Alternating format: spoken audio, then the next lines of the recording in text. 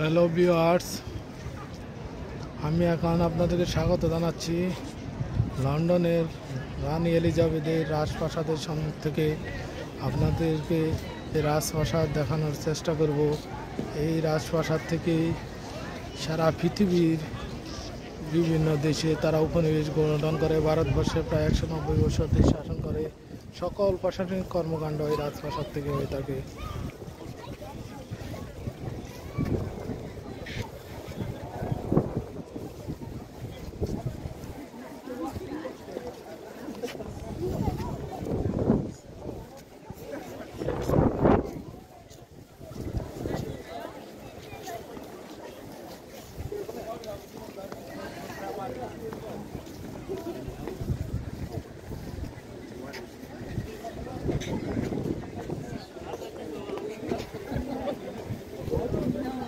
The version.